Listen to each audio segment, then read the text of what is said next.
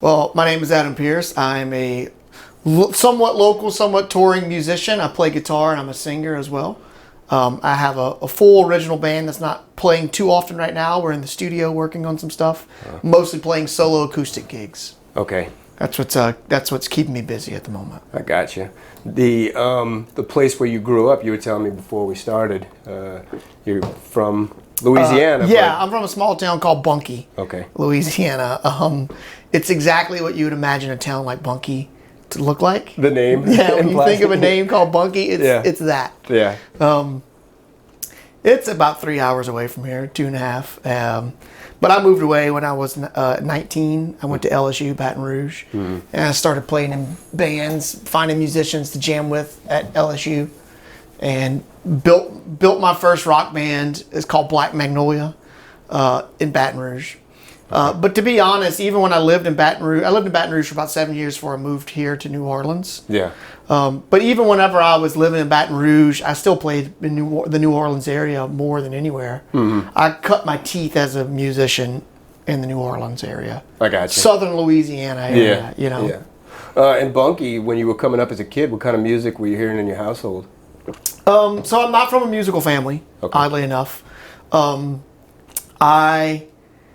My mom listened to country, and oldies. My dad listened to oldies. Not much classic rock. I'd say more oldies. Like the Beatles were probably like the latest he got. Okay. And again, not from a musical family. Mom's a great singer, but never did it in any kind of professional matter. Sure. I didn't start playing guitar till I was 18. Wow. I'm not a child musician. Okay. I got a guitar at the end of my senior year. I got a guitar a few weeks before I turned 18. Yeah. Instead of a class ring. And I just fell in love with it, and I got super serious about it. Was that an option they presented you with? No. I didn't want a high school class ring. I knew it was just something. That was my parents. I got you. Like, we're not going to get, we'll spend the money towards a guitar. Was that an option your parents presented you? No, I mean, I honestly don't remember that well. I think maybe my mom suggested it. Yeah. I was really upset about a girl that didn't like me, and which I'm actually married to that girl now. Get out. Yeah. So you got a guitar and a girl. Yeah. That is rock star. It took me a long time. It took me like 10 years. She's not even into musicians. That's not even her thing. It's kind of funny, actually. Yeah. I think maybe my mom suggested to go get a guitar because I'd mentioned maybe wanting to play, but wasn't ever really like serious. And yeah, I didn't. I know no one wears a high school class ring. Yeah. After high school, like that was dumb to me. Right. So I went with my dad to a pawn shop in Alexandria, LA. You ever seen that show Cajun Pawn Stars? Yeah. It was that pawn shop. Okay. Which is the least Cajun place ever, Alexandria. I don't get it. They could have drove an hour south of Lafayette. Yeah. And been really Cajun, but Alexandria. Well, look to the outside world, right, I'm sure all of Louisiana is Cajun. Right. It's so not. But anyway, spent $200 on a guitar. It's around here somewhere. I think it's up behind me in storage. Yeah. And I just fell in love with it, and I had like a knack for it, and it was like, man, I feel like I have I'm good at this. That's so crazy because you got it so late to just, all of a sudden, a lot of people pick it up when they're young or they're around other people that are playing. That kind of gives them an inclination, Yeah, and I think that hurt me some because the younger you start a craft, the better you are at it. Sure. Because all I don't know the physiology, your neurological pathways they off. They call it muscle memory and stuff too. The things that you don't use, those die off the older you get. I got you. Yeah. So I think that hurt me some, but I still started pretty early. Yeah. And that's not to discourage anybody who ever wants to play guitar. Like, you can still be great at guitar. Yeah. If you start later. But I was really serious about it, and I went to college because it was what I was supposed to do, but didn't care about it. Didn't care about it at all. Just went through the motions. I was going through the motions, and all of my passion and energy and time went into music. Was there like a school band in high school or anything? No, I played football in high school. I was all into sports. There was a band at the school? Barely. It was like 4 dudes just like messing around having fun. It was nothing serious. But yeah, I was into sports in high school, which I don't know. Maybe that was good because it I learned. I'm from a slightly different world than a lot of musicians. Okay. Came from, like grew up. Music was their life. It's their family. Like all they thought about was music, and they grew up. Like I'm not from that world. I was like a later dude who just like lived like a different life and then decided to pick up a guitar and was really enthusiastic about it. Yeah, but it sounds like you really didn't have many outside influences pointing you in that direction to begin with. Like we discussed, I mean, if somebody in your family played a particular instrument, maybe that would have happened sooner. Well, my brother-in-law who lived right next door to me played guitar. Okay.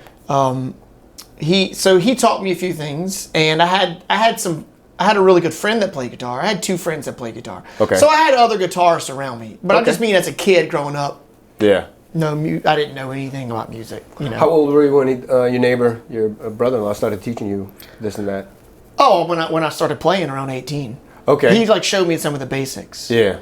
And then one of my best friend's dads played, and they showed me the basics. But mostly I'm kind of self-taught. Yeah. YouTube, internet. You can teach yourself anything. When these older cats are teaching you these things, showing you a thing or two, were you able to? Do you think they were able to pick up on the fact that maybe you had a natural talent? Yes, and they told me. Okay, they absolutely did. Yeah. So maybe that played a role in your mom. Probably. Yeah. Yeah. Yeah. I remember several times. I wrote my first song after like playing guitar for a few months. Mm-hmm. I only knew like 5 chords, and I used 4 of them in that song. Sure. And I remember my brother-in-law and my friend's dad being very impressed. Wow. It was a pretty simple song. Yeah, I remember them being like, "This is really good, Adam. You're onto something." Nice. And that just motivated me. Yeah. I was never like that. I was never that like super overachiever, like successful at everything in high school kind of person, which is a good thing when you learn later in life. Like the dude who gets all the girls in high school is a captain of the football team. Like a lot of times those guys peak in high school. Yeah. And I wasn't by any means like a loser in high school, but I never had that thing that I was like, I'm really good at this. Sure. Like I was like a good football player, but not great. Like I was like that. Kind of that middle ground. Yeah. So it was the first thing that I felt like I can be like really good at this. Dude, in the grand scheme of things, I mean, that's probably the majority's story. That they don't they don't get lent towards this one particular thing that early on. Do you know what I'm saying? Like it takes basically, if you wanted to compare it to something musical, it's like high school is being taught theory, and then when you get to college or beyond, you're able to improvise a bit and see where it takes you. Yeah.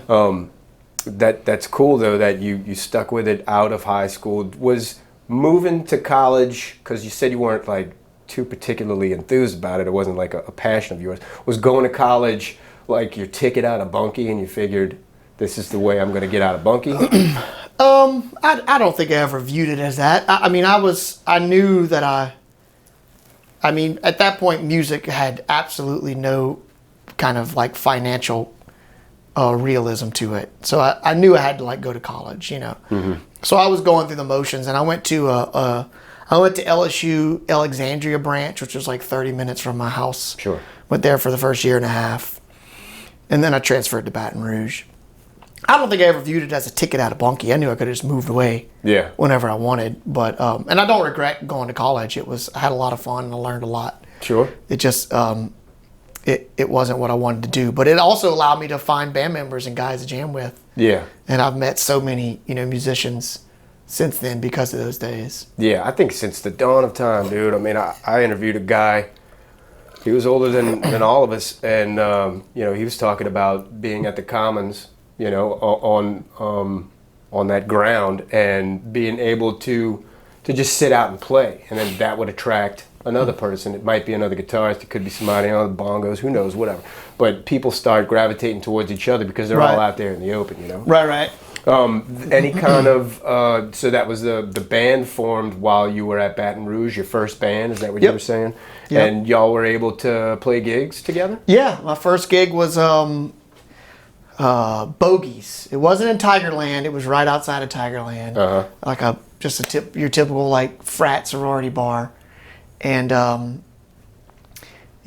we played our first gig there. It was so much freaking fun. All my buddies came down. Yeah. And it was just, we probably were terrible, but we didn't care. Like, it was just so much fun. Yeah. And we were really serious. You know, everybody in the band was really serious about it. How many pieces in that band? What was the name of it again? Black Magnolia. Black Magnolia. I actually put out an album underneath that band name in 2012. Okay. Before I switched to just Adam Pearce. Okay.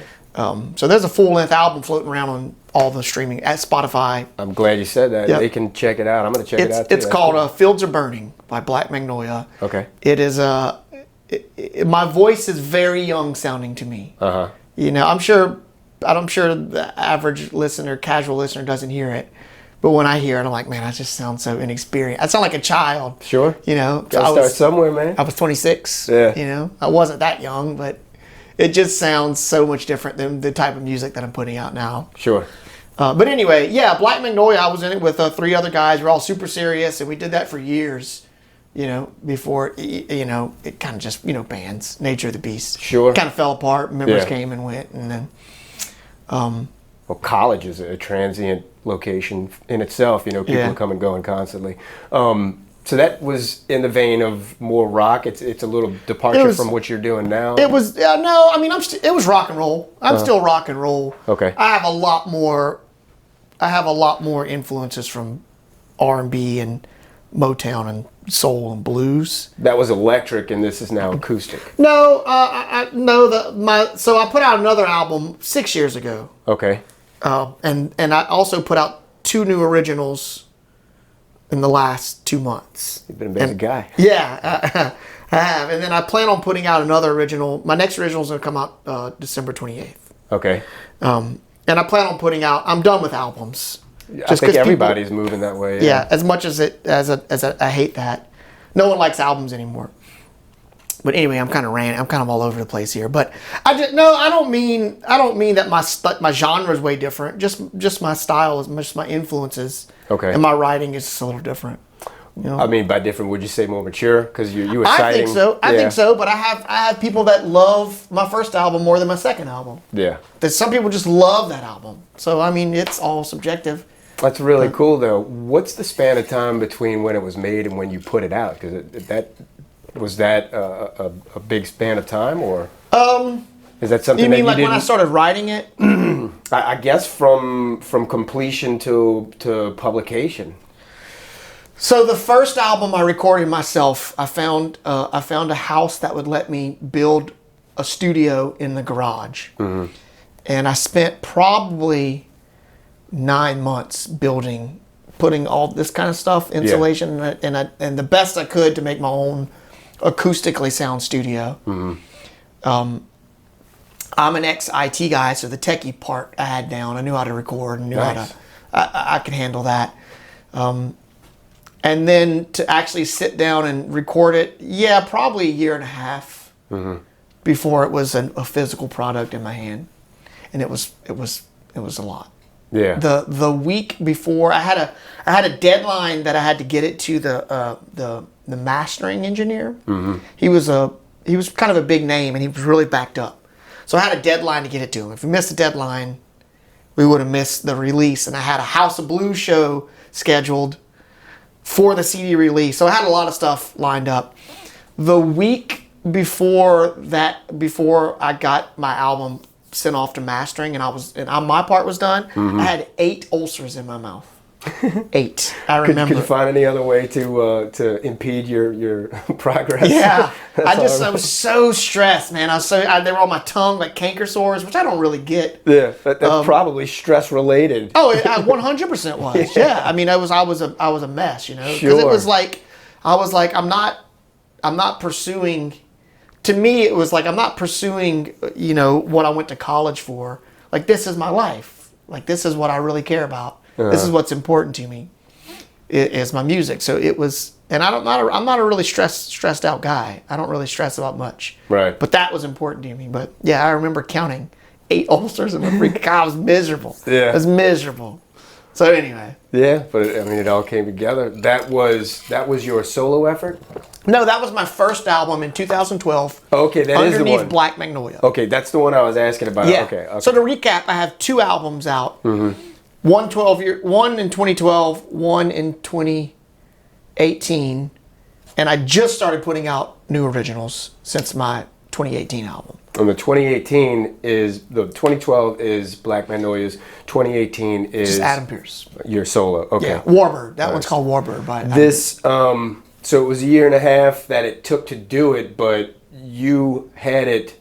Once it was completed, you published it immediately. I did. Yeah. Okay.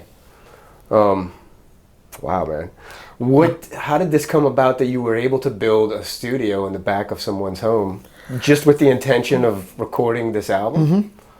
That's commitment. Yep. And it wasn't even my home, so whenever I moved out, I had to dismantle it all, and I sold a lot of it. Actually, a lot of like the acoustic stuff to another studio. Yeah. But yeah, it was, and since that album, I'm never recording my own album again.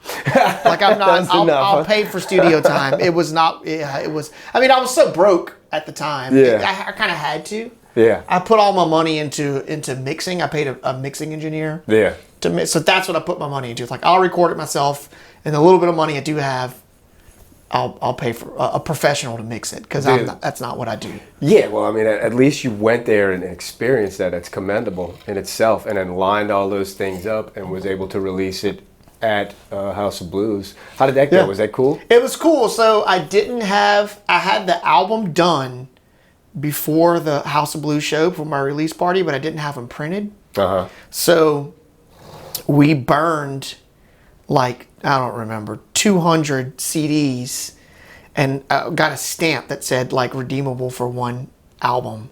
Uh-huh. And we stamped all these CDs, so it was a real CD. Right. And it said redeemable later for a real album. So everybody got those for free, and if they brought them to me at a later show, I would give them the actual printed album. Nice. Which I was like a week late on that, you know. Yeah. That's hardcore. So by any means necessary, dude. All of that. Yeah, it was a lot of work, and my wife helped me, and my good friend Alita helped me. We were sitting there burning CDs for hours. I can picture it. I'm sure in the middle of the night. Yeah, that's awesome, though, man. It's cool, man. That's the stuff that it's all about, though. The music. Absolutely. Career, that's why. I think that's priceless, dude. Like I said, you can go record at a studio because you know what it is to do the grunt work and the other side of that. Whereas some people they have enough money to go to the studio, so they don't learn half the shit you learned while you're doing that to begin with. You know. Yeah, and I can ask questions in the studio that I would not have ever been able to because I recorded myself. What was the IT background that you mentioned earlier? Where did that come from? So, when I went to LSU for Information Systems and Decision Sciences, which was more business computer. But I worked. My brother-in-law got me a job at Sigma Engineering in Baton Rouge. Okay. And I was an IT guy there. Mm-hmm. And I also I had a student job IT at LSU Alexandria. Okay. So that's where I started in IT. So I really liked IT. I really liked computers. I liked tech. I would enjoy doing that if not for music. Sure. So it's not like I was like dying to get out of a career that I hated. It just wasn't what I was passionate about. Yeah. So I worked at Sigma Engineering for 4 or 5 years in IT. I learned a lot during that job. Sure. Not just about IT, just about being working class, you know, working in a cubicle, working in an office. I think that was a good experience for me. I wouldn't take that back. I loved the job. It was a great job. It was a great company. You enjoyed that time? Yeah, I do. And they're still a good company. I still keep in touch with them. Yeah. Yeah. But you were still committed to being a professional musician. Yeah, I had long hair. Everybody make fun of me. You know, a bunch of engineers. Yeah. You know, a bunch of squares. You know, I'm in there with my long hair. They were always picking on me. And my the president of the company did not want me to leave. He didn't get it, and I didn't expect him to. But he offered to pay for me to like go to like piping school. Mm-hmm. He was like, oh, man, he's like, I'm telling you, this is like. He's like, this is a more stable future. Like, I'll pay for you to do it. And I really appreciate that he did that, but he just didn't get it. Yeah. And I didn't expect them to. To be honest, most people quitting a stable job to pursue their rock band, I get it. Statistically, yeah, it's not the most wise decision. No. But I knew me. I knew what I was, doing. Yeah. Or at least a little bit. I knew somewhat what I was doing. Yeah, well, I still had to learn a lot. Yeah, the hindsight is 20/20. We're not supposed to know at the moment, Yeah. That's funny. How do you feel about that now? And how long ago are we talking that this decision was made and you? So I got married in 2013. Okay. And me and my wife moved to New Orleans. Uh-huh.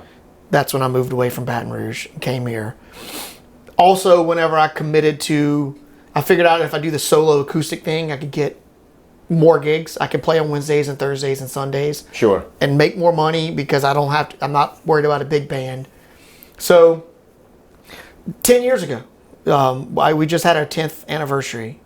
And 10 years ago, and it was not as easy as I thought. You thought it was easy? I didn't think it'd be easy. It was a calculated risk. Okay. Like I was doing the math, and it's like I know how many bars are out there. If I could make this many gigs, I was very realistic, and it was way harder than I thought. Okay. Like I moved here, and was like, all right, I gotta start making money playing gigs, and I would just blow up the phones. Like I had a big organizational method, and that I would like places I need to follow up with, places that I got, and dude, it was like pulling teeth. I mean, it's sales. Yeah. It's anything. It's like anybody. Cold calling stats are like 1 in 100 man. It was something, tough. yeah. And what's really tough about bars is you can't call them too early because they're not open. Yeah. But if you call them too late, hello. Yeah. It's like, what? Why do you want to do this? Like, can I speak to whoever books the band? Why? And it's like, oh, dude, it's just miserable. And I tell early musicians that are trying to make a living at it like I do, like you just got to get over that awkwardness. Learn how to sell yourself. Get over it. Get out of your head and just start cold calling places. Yeah. And I would get on Google Maps and I would just type in bars, and it would just be like, there's so many bars out there. Yeah. People don't realize how many bars exist. The little red dots just like fire ants. Yeah. And I'd just start calling them, and I'd color code the little dots and put notes. And my first gig that I got after I moved here was I was pumped about it, and they offered some like BS like bar ring deal.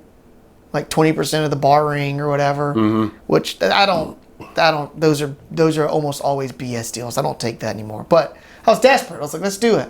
And I went and I played like 3.5 hours and I made $20. Ouch. And I'm pretty sure I had a bar tab too, that I like had to pay for. Yeah. So my wife had a pretty good job. So that was tough because I didn't want to feel like that freeloading loser who was like the typical musician whose wife is supporting him. Yeah. But thankfully, shortly after that, my good buddy Casey Saba got me a gig at Margaritaville. It was 3 hours for $100. But it was consistent. It was like once a week. And I was like, man, that's awesome. Yeah. So I went and I got that gig, and that really like helped me through a lot. Just notoriety, speaking? No, I just mean just financially. Okay. Like just to have a steady gig, just $100 a week, and then they liked me and they booked me twice a week, which was huge, Yeah. And it was weekday gigs, so it still left my Fridays and Saturdays open to book other gigs. Sure. It was tough. It was really tough. And people still ask me to this day, and they'd ask me all the time, like, dude, who does all your bookings? Like, how do you get this many gigs? I'm like, I do. Motherfucker. I blow up the phone. You tack on a motherfucker at that? Yeah, I should. It's like, dude, I book, like, I've called so many bars and been rejected by so many bars. Sure. Now, I will say, today, post being on The Voice and everything, bars mostly call me now, which I'm very thankful of because I went through. So I don't really have to blow up the phone. Every once in a while, I'll send out some. So I stay as busy as I want now. Sure. But the first 6 years, it was brutal. 6 years, huh, man? Yeah. Yeah. You know what? There's not enough said about the beginning stages, I'm glad you brought those things up, because oftentimes I get lost in talking to a musician about what he heard and saw as a child coming up, and then what he heard and saw through his adolescent years and things like that led him to wanting to do music. But the actual act of getting this ball rolling physically uphill is kind of glazed over a bit. I don't think that a lot of people, and this ties into the respect and the humanizing factor that we spoke about before we started recording, I don't think a lot of people realize what goes into the music business, on the other side of the stage, or the other 20 hours of your life that day. Yep. And you said more than a mouthful right there. And I guess on that note, if you could give any listeners out there advice, or viewers out there any advice as to what really helps someone coming up booking his own gigs, and obviously tech and organization, things of that nature, maybe something that you could throw out there that they might be able to consider, or a certain thing that you noticed that really helped you kind of refine your process. So one thing I already touched on about cold call bars. Learn how to market yourself, learn how to advertise yourself. People will always say, I'm not good at selling myself, I'm not good at sales. Well, it's like, you got to learn a little bit. I think that applies to almost every career. Sure. Like, you got to learn, like, just get over it and call places and ask to play. Yeah. For me, I always did songs that I was passionate about. I avoided all of the super campy, cliche cover bands that the white girls want to dance to all the time. It doesn't mean that I don't have some songs like that, but I'm like, every song that I play in my set list is a song that I like, that I dig. Yeah. So I think that gives me a little more passion in my performance. Makes sense. And it's I'm a little more genuine, because if I had to get up there and say, don't believe me, just watch by Bruno Mars, like every freaking Friday and Saturdays, so the drunk white women can go, oh my God, like, it's like, dude, I you were get lucky that. to make it through Margaritaville without having to do shit like that, because we all know they're famous. I held off on learning Margaritaville for a while, but too many people were getting mad at me for not knowing Margaritaville. No, the place where you had the gig. Oh, right. Because I'm sure they fill stages with that kind of crap all the time. The little back room I was playing was actually kind of cool. It was a little more music appreciation. Okay. But so I was always really passionate about the music that I play. I really like it. That's not necessarily a winning formula, because there's plenty of wedding bands and they play the top 40 most popular. So that could work either way. But it worked for me to just, like, I don't ever like hate going out and playing music. Sure. It's like I play what I want. It doesn't mean that I'm going to not read the crowd and play to the crowd, but still stuff that I like. And don't ever look at a performance as like something you got to get through. Like, look at a performance like, if you have a 3-hour gig, don't say, like, what can I do to get through this 3-hour gig? Which is easy to go into that mindset sometimes, because a lot of them are not fun. Yeah. You need to look at it as, how can I entertain these people for 3 hours? Right. Some gigs I talk a lot. Some gigs I cut up with the crowd. I'll tell jokes. Some gigs I just play music. Like, I just kind of read the room. But that's nice. If you think of it as like, I got 3 hours to impress these people or entertain them. Sure. I think that goes a long way. Well, I think you need to deliver a piece of yourself. I mean, that's what every artist does. It's a form of expression. So to be disingenuous is kind of like, it's not being fair. You're kind of reserving yourself for someone else, somewhere else, I guess. Yeah, I mean, if I would almost rather go back and work in a cubicle than to do that. Sure. And I've gotten a lot of offers from those, like, big wedding bands and big party bands, and I'm not bashing on them. Props to them, but I don't want to do that. Yeah. Like, honestly, I'd rather go back and, like, work on computers than to have to go and just be, I don't know, play something that I hate. Yeah. It doesn't mean I love every second of playing. It's a lot of times it's work. Get it. Just you get it. You know what I mean? Make sure there's a fire under there somewhere. You know?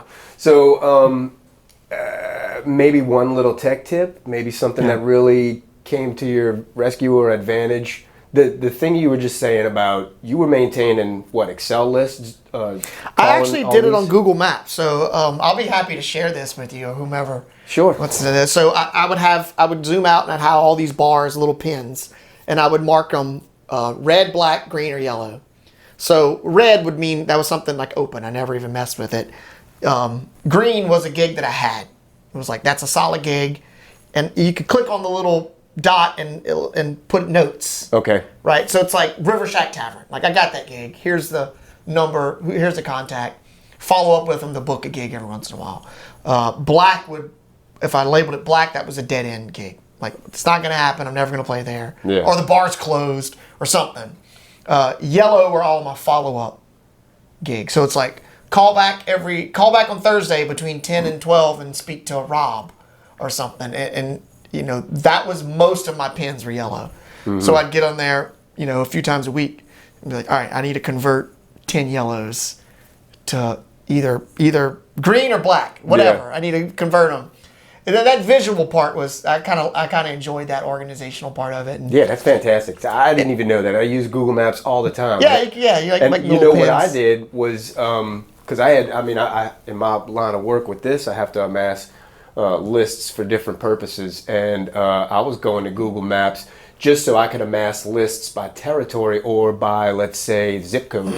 Yeah. You know, to paper through the mail or whatever the scenario may be. But I was using Google Maps, but it was simple.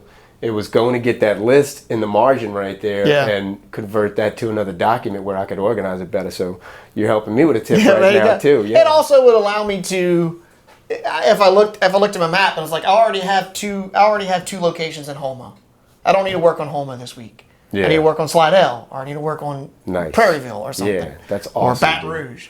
But again, I haven't had to touch that list in probably 5-6 years. Yeah, well, Thankfully. I think your work ethic was going to provide that one way or the other. Do you know what I mean? Yeah, I always had the mentality that this sounds a little mean towards musicians, but it's just the harsh truth. Like, it's not hard to outwork the average musician. Like, a lot of musicians are enormous slackers. Like, you know, it's just the truth. Like, it is. Yeah. Like, they're enormous slackers. They don't put in the work. So it's like, if you could have the work ethic that you would have if you were going to be like an engineer or any other, like, if you could just have that same, like, kind of just, I'm not any kind of like crazy workaholic, just like a little bit of discipline, just like show up on time, like, do what you're going to say, be reasonable with the bars. If you could just do that, you'll be successful. Like, and again, not to sound like a jerk, but the competition is it's a little lower than a lot of other career choices. Yeah. You know, I mean, musicians are musicians. It's you know. You're not lying though. I'm not. And I don't think that's restricted to just the music field either. No, there's a lot of There's a lot to be desired from people that we interact on a daily basis. Yeah. And that can be said that would hold true in that life as well. The bar and restaurant industry that I work with, oh my God, like, it's so, some of these people are just, it's so hard to work with them. And it's just like simple stuff. Like, man, just tell me no. Like, respond to an email. Answer. Just if you're not interested, just tell me no. Yeah. It's like, you don't have to. Just give me an answer. I'm getting mad talking about it. Yeah. Adam, you don't tell me. I'm trying to convert a pin over here, please. Yeah. I need to convert one more yellow. You're driving me crazy. You're clouding up my screen. Yeah. So, you had mentioned something earlier. We'll get to it. But just before this, the transition out of college. Yeah. Did that kind of spell the end for Black Magnolia, or is it something that you were able to hold on to? It was around that time. It was around. I had a big falling out with some band members, and in the middle of recording that album, or I would say before I started recording, after the studio was built, and before I really started recording that album, I had a falling out with some of the original members, and we split ways. So I kind of did the album with studio musicians. Okay. To be honest, and it was just I did all the guitar work. I had a guitarist at the time, but then it was just me and a drummer and a bass player. My bass player stayed on board, so that album was kind of done with studio musicians. But it was me. It was my album. Yeah, it's the same as the Adam Pearce album I released 6 years later. Just 6 years later, it was just under Black Magnolia. Gotcha. You know. That thing was not supposed to come out, Adam. It sounds like for all the things that, like building your own studio and all this other stuff, it just sounds like it's hardest. I bet every musician out there listening knows sure. all those struggles and headaches of putting out an album and working with other musicians. Yeah, I've always said, and I stick with it. The hardest part of being a musician is working with other musicians. Sure. And I'm not claiming to be a saint myself. I know I've probably been really difficult to work with sometimes. Yeah. So. Yeah. It's tough. That's funny. They're I don't know. We're big personalities. Yeah, well, we're big personalities. It's an expressive art form, so you're going to deal with people that are, reclusive or eccentric or all these different things, and it's mood driven, which is such a curious phenom if you think about it. It's driven by mood. Yeah. It's driven by something that is not supposed to make sense, reasonably speaking, right? Yeah. Like you can't reason away why we should use this instrument instead of that one, or why this guy should play it this way instead. You can't put a fact in there why. Yeah. You know what I'm saying? You're not trying to.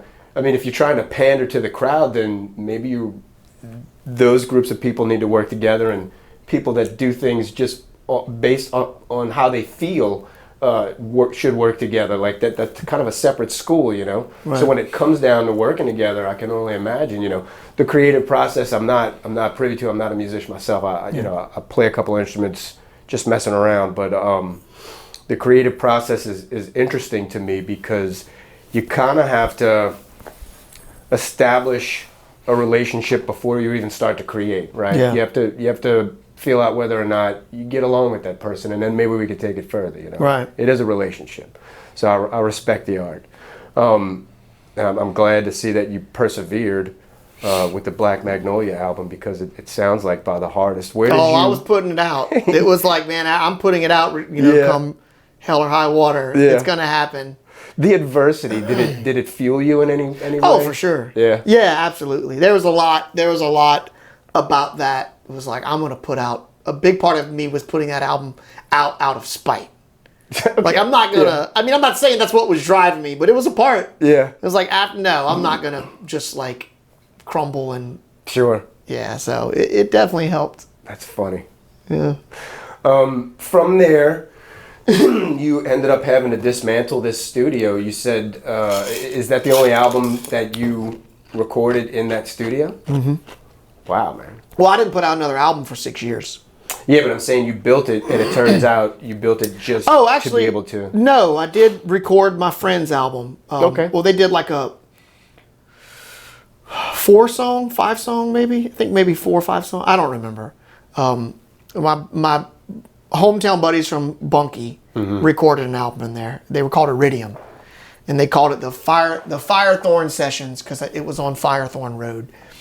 And I did that album as well. That was a lot of fun because I didn't have the pressure. Uh-huh. It was just recording my buddies, and we were just hanging out in the studio. That was a lot of fun, and they actually recorded some really cool stuff. I'm really proud of that. Good. So it facilitated somebody else's project too. That's that cool. was cool. Yeah. But other than that, that was it. Yeah. And you took that studio down because you were moving? That was like a lease that you were on? Because you said you lived there too, right? This was in the back of the Yeah, it was house. an enclosed garage. Gotcha, okay. Yeah, I lived there for maybe 2 years, 2.5. Mm-hmm. And, when I was getting married, moving to New Orleans. I got you. So That house that I lived in during the, was it the 2016 floods? Uh-huh. What was the big Baton Rouge floods? Was that 2016? Wasn't in Baton Rouge. Well, anyway, people from Louisiana know about it. The huge floods that happened in Baton Rouge. Uh-huh. That area, that house was like underwater. Oh, like really? maybe 9 months after. No, it'd been a few years after that. Uh-huh. A couple years after I left. Yeah. That house was that was like one of the deepest spots in all of Baton Rouge. Wow. So if that would have happened a couple years, or like all of my equipment, everything would have been ruined. You know? I had so much money into that. Wow. So for I guess for a good reason. Yeah. It's actually interesting. So I called it Firethorn Studios because I lived on Firethorn Road. Okay. And I sold all my stuff to another studio. They were called Firestorm Studios. So it's kind of cool. Just felt right. Yeah, I would have sold it to whoever had the money, but sure, that was kind of cool. Yeah, it might have been a sign. You never know. Yeah, maybe. Man. I think they're still around. Firestorm Studios. Yeah. Yeah. So you moved to New Orleans. Whereabouts? Where y'all live in New Orleans? Old Jefferson. Okay. And this starts the pursuit that we're talking about now, where you were Google mapping and cold calling. Or, yeah. Okay. How did you? Okay, so if you had your shit together so much by that time, how did you land House of Blues for this Black Magnolia release? So Black Magnolia, when I moved to New Orleans, that was like the beginning of my solo acoustic career. But Black Magnolia was fairly successful. We had been playing for years. We opened for Zebra. We opened for 12 Stones at the Hangar. Like, we did a lot of big stuff, played a lot of big festivals. Okay. I played House of Blues, the main stage, headlined the main stage, I think 3 times. Was that prior to this release? The release was this. Yeah, one was prior to the release. Okay, so they were familiar. You had a working relationship with the House of Blues. I did, yeah. And that led to them facilitating or being open to the idea of facilitating this release. Yeah. And it was a pretty good turnout. And then I played it again later. So Black Magnolia had success. We were well known in the New Orleans area. Okay. Southern Louisiana area. Gotcha. I didn't nix the band name Black Magnolia and switch to Adam Pearce until after I was on The Voice. Gotcha. Because the entire world saw Adam Pearce. Your name. Not Black Magnolia. Smart move. Yeah. And I didn't really want to do that. I always wanted to be in a rock band. Like, rock bands are cooler than just my name. Yeah. But it just made sense. Because if I got outside of like Southern Louisiana, Mississippi with Black Magnolia, no one knew it. You know, not only that though, you know what occurred to me immediately when you were saying that? And I don't know if you've ever felt this way before about a situation, but I learned the hard way, and I still have to remind myself that if I hold other people to my own standards, I'm going to be disappointed. Yeah. And it would seem to me that if you were, because I mean, it sounds like your efforts are unmatched to this point. You know what I'm saying? Like, highly commendable, a lot of work that you did.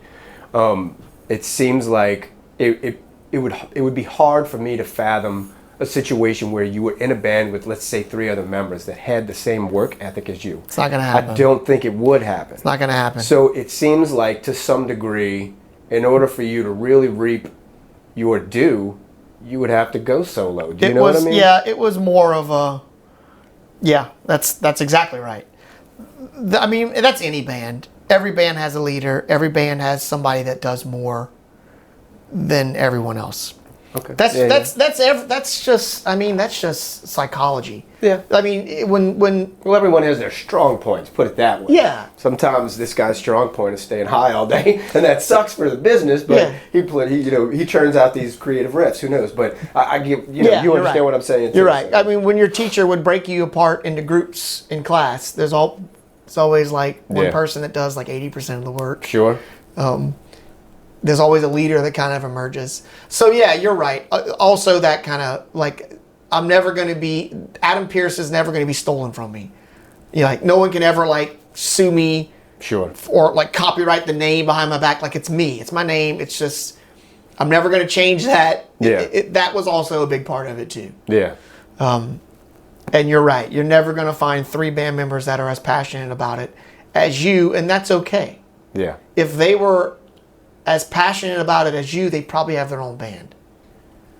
Perhaps. You know. But I think it's a healthy balance to still be in a band like you're doing. Yeah. But also have your solo career. I think it kind of nurtures the soul of an artist, because sometimes you just need to get away from whatever it is, and it could be a band, you know. And I'm really open with the guys that I'm playing with now that I'm recording this album. It's very open. Like, here's what you'll get if a song strikes gold and gets big. Like, they know what they're going to get. Mm-hmm. There's not going to be any fights about money or ownership. It's like, these are the rules. Yeah.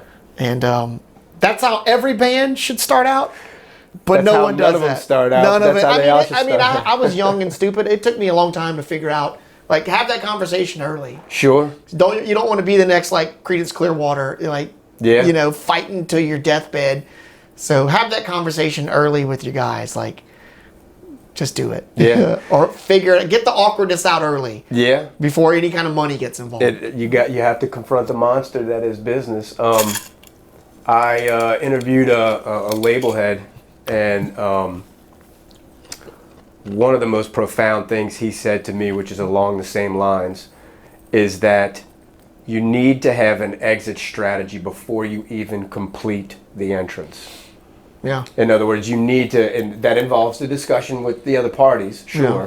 but you need to have an idea of how this entity will dissolve if or when that time should come. Yeah. So that everybody's clear, you know, if it dissolves and they feel like it's for the wrong reasons, it's bad blood maybe for your lifetimes, and who wants that shit? Right, you know? right.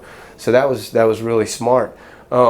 I'm trying to stave it off to work up until that point, but tell me about how the voice came to be. Is that a call that you received or something that you pursued? Or? I was never really trying to be on The Voice. That was not something that I like wanted to do. It kind of fell into my lap, to be honest. Whoa. So they reached out to me. I got an email and they were like, "Hey, we found you online." I think they just had like a third party scouting agency. It's like, "We found you online. We really like your sound. We're going to be in New Orleans this date. We want you to come try out." Did you think it was bullshit? No, I knew it was legit, and I don't remember how. You went and verified something. Yeah. So they had messaged me, like, I want to say 4 or 5 years prior, or maybe Really? 3 or 4 years prior, the same thing, and I went and I did it, and it didn't go anywhere. Okay. So I knew it was legit because it was like the same email. Okay. So, like 8 minutes from my house, I got to skip the first round, so I didn't have to do the like 30,000 people in an arena. Yeah. I didn't do that, and I wouldn't have done that. Like I wouldn't have. I wouldn't have. You had enough of that the first time, huh? Well, no, I didn't. I never had to do that. So I thought they were letting you skip because you had been through the process already. No, I got to skip the first round the first time they emailed me too. Well, I guess that Just might be 'cause a testament to the quality of your music, I guess. Huh? Yeah, I guess. I mean, they find people they think are legit, and they escalate them up. There's still a lot of people in the running at that point. Sure. So anyway, they reached out to me. Hey, we want you to come try out. I'm like, I mean, people are like driving across the country to go to these auditions. It's 8 minutes from my house. Yeah. Let's go do it. Yeah. I went in there. I sang. We're in a room. There were still hundreds of people at that point. Mm-hmm. So it's like, it's not like it was, you didn't have it in the bag. There was still a lot of people to go. I go in there. Does it look like what I'm envisioning? It's like, you know, 3 guys or 3 people sitting behind a desk, and you're. Yeah, it was really just one woman actually who was making the call. One person. Yeah, a camera. Okay. Super awkward, super weird. Right. I waited a few hours. You know, big lines of people. We're in a room like the waiting room before you go in an audition, so we can hear everybody ahead of us auditioning. We hear everybody ahead of us. They get about 10 seconds of singing, and they go, "Thank you for coming, bye," and they're just like cutting people, just like so. Like everybody in the waiting room is just hearing everybody just get axed. That's somebody getting cut? Yeah. Okay. So we're in the waiting room listening to the people perform ahead of us, and they all just get like 5-10 seconds. "Thank you for coming by." Like they know immediately if they're not gonna make it. Yeah. So that's a little nerve wracking because you're just hearing everybody get butchered. Cattle to the slaughter. Yeah, man. Like, all right. I go in there. I play. I had my acoustic guitar. I didn't have a strap. I go in there and there's no stool. I'm like, oh hell. I'm gonna get kicked out of here before I see a stool like in the corner. I just like run and grab it. I'm like, I'm grabbing this real quick. I'm like, they're gonna kick me out before I even start. Like, you're not prepared. Get out of there. Right. Like, whatever. I grab it. I sit down. I play "Whole Lot of Love." I just belt out "Whole Lot of Love" by Led Zeppelin. Nice. I got through like 2 or 3 minutes of the song. I'm like, they're still listening. This is a good sign. Yeah, you thinking while you're doing this, Yeah, huh? I'm like, they're listening. They're like, all right, they're like, you're a little intense. Can you bring it down? Put the guitar down and like sing towards the camera. So like, you have like a little square that you have to like perform in, and then like perform towards like just the camera. Okay. It's super awkward. It's super weird. Yeah. So much of the process is awkward and weird. Zero vibe in that room. Yeah, zero. It makes you grow a lot as a performer. Just like pushing you out of your comfort zone. Sure. I honestly don't remember what else I sang. I think I did Say Hello to Heaven by Temple of the Dog, just because it's got crazy high notes, and Cornell's like my biggest influence. I grew up singing that. Sure. I think I did that one, and I did a third one, and I can't remember to this day. Wow. But I knew that they were asking me to sing a third song. Like, this is a good sign, because I just heard everybody ahead of me get Nick's 10 seconds to do their first song. Did you have a plan going in? Because you were kind of familiar with the expectation of the format, huh? I mean, you knew you had to go in and sing. So did you have like 5 songs in your back pocket? Well, I think they said have like 3 ready. Okay. 1 without a guitar. Okay. So like I think I had like a karaoke version or something of an MP3. I don't fully remember, but I knew somewhat what to expect. I will say the thing that I did not listen to them on. They told me to not sing anything that came out before you were born. Interesting. Which is almost all of what I do. Like, I'm a classic rock guy. Why do you think that is? That's an odd request. It is odd. I guess, I don't know, like they want like top 40 current. So the first year, the few years prior, when I went and nothing happened, I never heard from them, I listened to that. I avoided all like classic rock and stuff that I'm like really good at. I listened to the rules and I play by the rules and never heard anything. This time I didn't. I'm like, I don't care. I'm going in. I'm singing Zeppelin. Yeah. And I'm singing. Maybe I did like Allman Brothers song or something. I didn't even think about that right now. You're playing stuff, so you're doing what they said not to do. I was like, screw it. I mean, it didn't work out for me last time. Yeah. So that was the one thing that I didn't listen to them on. And that kind of goes back to what I was saying, like play stuff I'm passionate about. Sure. Like if they want to see my genuine passion, they're going to get Led Zeppelin and Allman Brothers. So so I played those songs and they're like, all right, we're going to take you back and we're going to interview you for a little bit. I'm like, all right, this is another good sign. They go and they interview me for probably 30 minutes. I fill out this much paperwork, background checks, make sure I'm not a serial killer, whatever. They're like, all right, we'll let you know in a month or so if you're gonna fly to LA. So sure enough, they called me. They're like, congratulations, you made it to an executive audition. They fly me to LA for like 3 days. There's probably 200 people left at this point. You have to perform for like the big producers. That's not a whole lot. No. Because how many locations are they doing what you just went through prior? Yeah. I mean, they whittled it down a lot. Down to 200 people at this. They're gonna cut it in half at this executive audition. Gotcha. So you go and you perform to like the executive producers. No coaches or celebrities. They give you a song. I want to say they gave me Hush by Deep Purple. Okay. Yeah, Hush by Deep Purple, which I'm a huge Deep Purple fan. Yeah. So I went in there and I did it. I want to say I did one other song of my choosing. Don't remember. So they were all in the lobby of this big hotel in Hollywood. They separated everybody into 2 rooms. 200 people, 200 enormous personalities in a lobby of a hotel. Everybody's singing and dancing and stuff. It's annoying me. The motley crew. Yeah, I was just like looking at everybody. I'm like, y'all need to chill out. Like, come on. A bunch of big divas everywhere. Yeah. Myself included. They separated us into 2 rooms. I noticed the room that I was going in had tables, and the room the other people were going in didn't have tables. I'm like, it's probably a good sign. They're going to want us to sign stuff.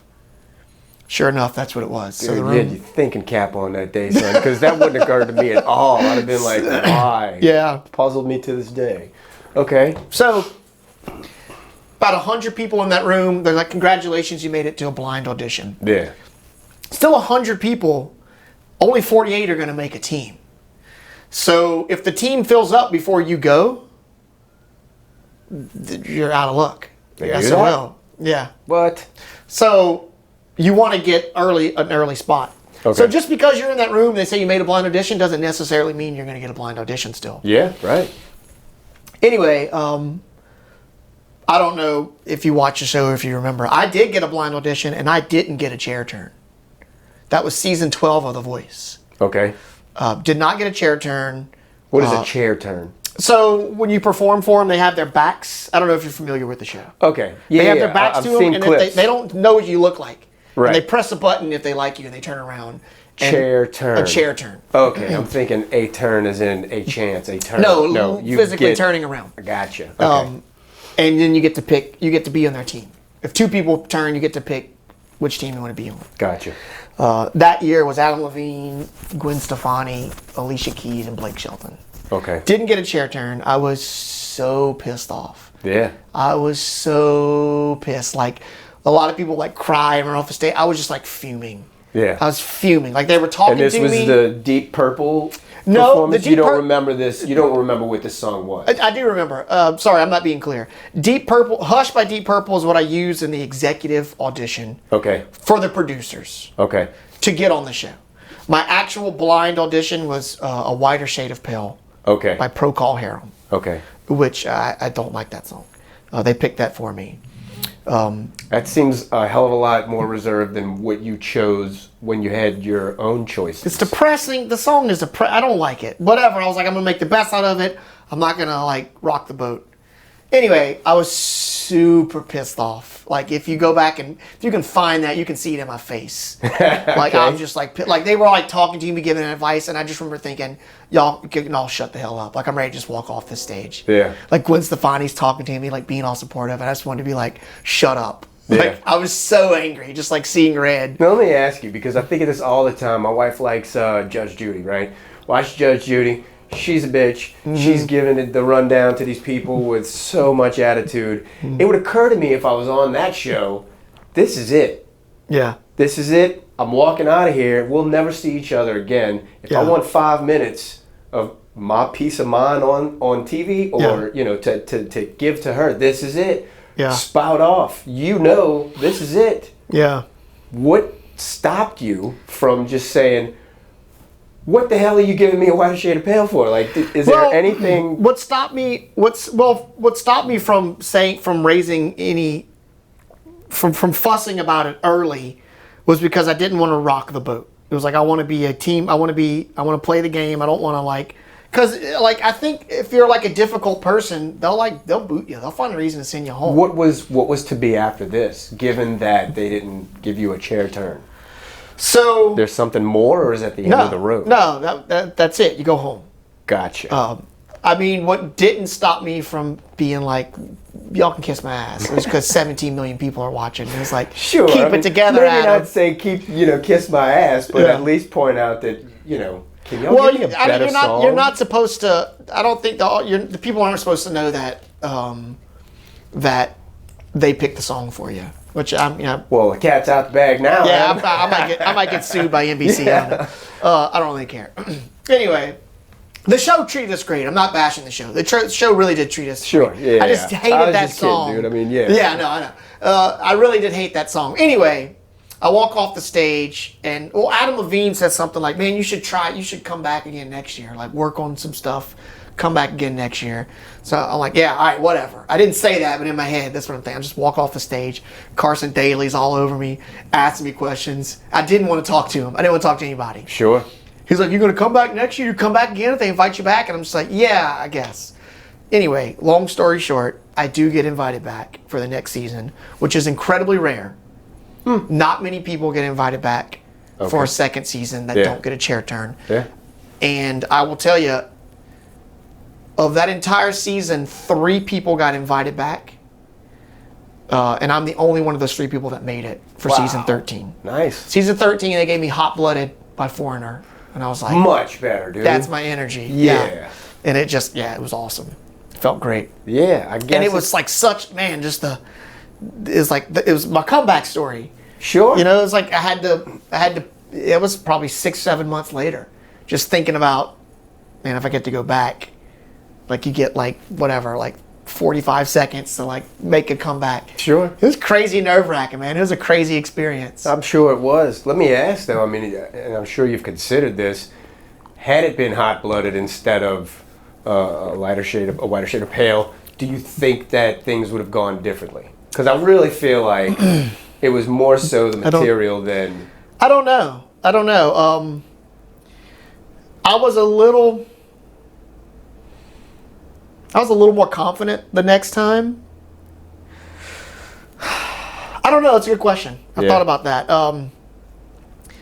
Sometimes I wonder if they purposely made me a comeback story for television. Mm-hmm. I know they would never admit that, and there's no way for me to ever prove it. Wouldn't put it beyond them. No, I mean, it's TV. I get it. You need ratings. I didn't really give them any like good sob stories, to like as like a background. Yeah. I didn't cry on camera for them. Like I didn't have any of that. It's 95% of the contestants cry on camera. It's like my dad didn't hug me enough or something. It's like I'm not doing any of that. Yeah. I told him that from the beginning. I'm not gonna do that. Like I'm not. My parents hugged me plenty when I was a kid. Like I'm not gonna cry on camera for you. And they're like, no, that's fine. You don't have to. So the conspiracy theorist in my head is thinking, did they make me a comeback story purposely? If so, I'm not mad about it because it ended up being really cool. Dude, don't sit with me to quell that line of questioning because I'll encourage you. Right. I mean, I won't just egg you on. I'll be like, have you ever thought about this? Right. Like, it just keeps going and going. So that's cool. So you go back and you have a better go of it. What is the ultimate, I guess the ultimate result? Well, to advance all the way to the end and win the show. And what does that entail? Because I don't remember the cash prize, but you get you get a ridiculous amount of publicity. Sure. Like a ton of publicity, and you get like a record deal with Universal. Okay. I made it 4 rounds into the show. I was top 20. I got a ton of publicity. All of my performances are at the end of the episode, and they like built them up, like they showed little like clips, and I never got montaged. So some people that made it further than me in the show got less airtime than me because their performances got montaged. Interesting point. So I got out right before the live started. And I'm okay with that too, because a lot of times people can be branded as a voice contestant. Mm-hmm. It's also me just trying to see the silver lining. You got to, regardless. So I could, it's an incredible opportunity. I'm not at all upset about not going further in the show or not winning. Like 0. Yeah. Like I had a great time. I got a ton of airtime. Never mind the fact I was on 2 seasons. Yeah. And I got that, so I really got like 5 solid full-length performances on international television. Yeah. So I'm not upset about it at all. Sure. It was great. It was a great experience. The people were super kind. It was super awesome. I will say, funny story, I did sneak whiskey backstage for my second performance. They tell us, like, don't drink alcohol. I'm like, I've already been here and I've already not got a chair turn. I'm sneaking whiskey back there. So, and I drank like so little, like enough to like just cut the edge off. Sure. Not even like a buzz. And after my last performance, we're backstage and the producers are like hugging everybody and telling us bye and stuff. And I was like, I just want to let y'all know I've been drinking whiskey back here. What are y'all gonna do? Kick me off the show? Yeah. they thought that was funny. It's like it's too late. Yeah. And then you got to go get like psych eval like after you get kicked off the show. Get out of here. Yeah. Oh yeah. Like that's important. For some teenager who thinks his life is over because he got booted off. I guess it's so. important. For me, it was like, I'm like, yeah, I'm fine. I'm pissed off, but I'm fine. Yeah. Like, all right, you're good. Get out of here. Yeah. But you go and you talk to a psychiatrist after. That's interesting. I didn't know. Yeah. And it's, once you point it out, you're like, I can see why they do that. That's important. Yeah. Because some people think their life is over. You do you feel like that is another possibility, or is that it? Is that show over with? I wouldn't even know. That show is over with. You don't get to go back. You don't get to go back if you make a team. Yeah. Okay. Some of like the winners, like the top 1 or 2, may go back and do like a performance every once in a while. Mm-hmm. But I never made it into that bracket, so Gotcha.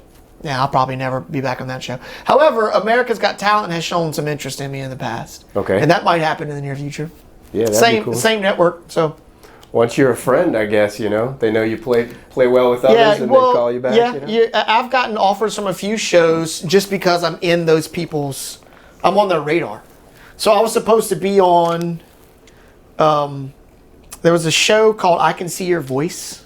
And it was like, what's the? Telling you right now, I'm not going to be any help. What's the Chinese actor who's in The Hangover? He's from New Orleans. Yeah. You know what I'm talking about? It's like his show. I can't think of his name. Yeah. Comedian, like funny dude. Comedian and doctor, isn't he? Yeah, he's a doctor at Tulane. Yeah, from Tulane. It was his show, I was supposed to go on that show. It's kind of like a Masked Singer type of show. Yeah, I've seen something about that. I was supposed to do that, and then COVID hit, and that nixed that. Gotcha. Not that long ago, I was asked to go to Ireland and be on Don't Forget the Lyrics. Uh-huh. You know that show? No. It's like you sing along. Okay. That's CBS, ABC. Okay. I don't even know. You sing along, and then they like stop the song, and you have to remember. Gotcha. But all those things come from producers that work on all those shows. Yeah, call you're me in up. some sort of pool now. Yeah, I'm on the radar. That's awesome. America's Got Talent showed some interest in me about a year ago, and then I never heard from them again. But you never know. Sure. That might pop up. But yeah, as far as The Voice, no. And the coolest thing that happened from The Voice was after The Voice, Adam Levine reached out to me and he wanted me to sing for their Halloween party. Uh-huh. And I got to go and I got to get drunk with Sammy Hagar and sing with Sammy Hagar and play So that's the picture behind me on the wall that I was looking at. Yeah, there's a picture of me and Sammy Hagar up there, and that was really cool. That was a lot of fun. I bet. That was an intense. Me and my wife were like running, like we're in the party bus. We pull up to this. It was like what's George Clooney's tequila? George Clooney has a tequila? Yeah. Did not know. Casamigos? Don't know. Whatever. His party. We played there. Sammy we played Hagar's a few shows. got a tequila too. Yeah, that's Jose. Cabo Wabo. Cabo Wabo, yeah. It's just crazy. It's like I'm with my wife and we're in this party bus and we pull up to like this like LA, just typical, just people everywhere and like paparazzi. Mm-hmm. And they're like leading us through the crowd. It's like celebrities everywhere, and there's like me and my wife from freaking Bunkie. Yeah. Just running. I remember running through the crowd, like paparazzi taking pictures with us, and like David Spade's right there. Like running to David Spade. I'm like, oh, hey, man, huge fan. Gotta go. It was just like crazy. He's like, oh, thank you. It was just like wild, man. It just happened so fast. Yeah. We were doing that. We played this show. We were all dressed up. We had like skull faces on and like dresses. It was like we were dressed up in women's clothes, but like skeleton women. It was this weird thing. It was Adam Levine's idea. It was, but anyway, I remember at one point he's like, "This is so cool. We're playing this show and no one even knows who we are." And I'm like, "Yeah, that's not a problem for me, man. Yeah, right. It's maybe for you. It's not a major relief. It's not a really, yeah. I don't need the skeleton makeup to hide who I am from these people." But yeah. Anyway, I'm rambling at this point. But. No, you know what, though? I mean, it puts people there, and I appreciate you for that. It made me think about something I'd seen not too long ago. I've seen it more than once, and it came around a second time. It was about the Viper Room in LA, and why that was so special to uber famous people was because it was pretty much only uber famous people. Yeah. It was a place that they could go to where they didn't have to deal with all of the things that you just mentioned, because it's so prolific, especially out there, because that's Tinseltown, right? And you know, I can't imagine. So I'm sure it was surreal for you. Yeah, it was crazy. Because in your mind, you're like, I don't have to worry about that, but God damn it, you think I'm a liar right now because looking around, it's a circus and you're part of it, you know? That's fun. I think it's healthy also to be a part of that and be able to step away from it and not have to exist solely in that realm, because I'm sure that can take apart a lot of people. That can be destructive. Yeah. I can see how destructive that life could be. Yeah. Do you feel like any of that will help pay forward your efforts in a solo career? And I mean, obviously it does help because we spoke of airtime and things of that nature, but realistically, do you think that they're kind of two worlds that exist unto themselves, you and your solo career and Hollywood's efforts for their own shows? I mean, it's all fine and good. Do you think it translates into something for Adam Pearce, the solo project? I think I understand your question. Like, do you think that world will ever really help me? Is that kind of what you're asking? I think, well, I'm asking, what does it do? What is the end result of having been there or occasionally visiting there? What does it pay forward to? What kind of rewards does Adam Pearce, the solo project, reap from those experiences? I look at all those things, honestly, it just in the simplest terms, I look at them as a giant ad for my brand. Okay. I don't think that anyone from Hollywood or any famous person is going to like take me under their wing and be like, let's make you famous. We're going to be big. Right. You're a part of this world now. It's so ruthless. It's so dog eat dog out there. It's so ruthless, and it's more ruthless than I can probably even comprehend because I've only been involved with it a little bit. Sure. So I don't think like anything that direct, like help will come from it. But just anytime I'm involved in something like that, and it's on social media or it's on TV, it's just a big ad. I look at it as a big ad for my brand and for my career. Sure. It's publicity, and I try to capitalize off of it. As soon as I was off of The Voice, I launched a Kickstarter to raise money for my album. Smart. Because I had all this like momentum. Yeah. And I raised like $23,000. Beautiful. And I put out an album.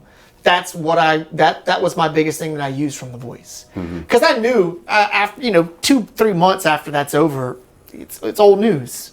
Yeah, like it's Hollywood. Like it's old news. People are over it. They're on to new things. Definitely. If you get 3 months, that's being that's being generous. Yeah, that's being generous. Yeah, that was a smart move. So I was like, I'm gonna capitalize. I'm gonna put an album out while people are pumped about it. Yeah, and I did, and it came out great, and I'm happy about that. I think that it's commendable and healthy for you to view it as you do, instead of hanging on every word from every person you met, or like some other people might take things differently and see it as the start of something big when you have a more realistic approach and more realistic perspective on it. I think that's for the best, because probably 9 times out of 10, that's what it is anyway. You know what I'm saying? That's what it ends up being. That's kind of an interesting question. Maybe it's out of left field. But since you're in the tech world, you're interested in the tech world, what do you think about the world of NFTs and what they have to contribute to musicians? Well, I will say I was in the tech world. Okay. I've been is NFT something that you're not at all familiar with? I know what it is, basically. Bad question. It's kind of like I took a shot. I mean, I've been out of the tech world for 10 years now. Okay. I'm still somewhat of a techie person, but no, I don't really know much about crypto or NFTs. Okay. Never really got into that. Gotcha. All right. I'll find the guy one day. That will be able to give me some advice on that, because it's so puzzling. Yeah. Tell everybody where they can find you physically these days, your music. AdamPearceMusic.com is a great landing page for everything I do. Okay. My solo gigs are what I do most of the time. I play in a Led Zeppelin tribute band for fun. We play 4 to 6 times a year, not that often. It's called Mothership. Okay. Also will be on AdamPearceMusic.com.